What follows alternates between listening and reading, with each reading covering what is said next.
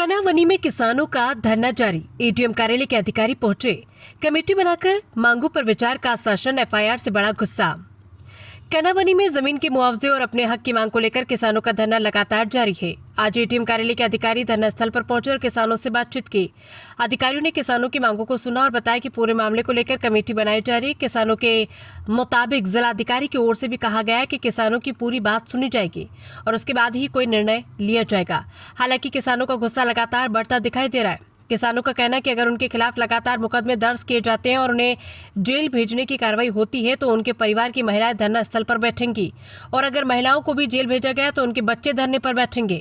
किसानों का कहना है कि किसानों के परिवार की एक एक पीढ़ी धरने पर बैठ जाएगी, लेकिन उनका आंदोलन खत्म नहीं होगा।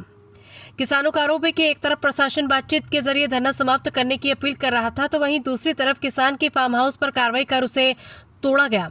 इसके बाद बातचीत के जरिए धरना खत्म करने पर विचार हुआ, लेकिन कुछ समय बाद कई किसानों के खिलाफ एफआईआर दर्ज होने की जानकारी सामने आई, जिससे किसानों में नाराजगी और बढ़ गई। किसानों ने अब धरना जारी रखने का फैसला किया। किसानों का कहना है कि वे पिछले 22 वर्षों से अपनी जमीन और उचित मुआवजे के लिए संघर्ष कर रहे हैं और किसी भी दबाव में पीछे नहीं हटेंगे। किसानों ने कहा कि अब तक उन्हें धरने को पूरी तरह गैर राजनीतिक रखा है और किसी भी राजनीतिक दल या नेता को धरना स्थल पर आने की अनुमति नहीं दी थी, लेकिन अगर इसी तरह कार्रवाई जारी रही और किसानों की मांगों का समाधान नहीं हुआ तो पक्ष और विपक्ष के सभी नेताओं और राजनीतिक संगठनों का धरना स्थल पर स्वागत किया।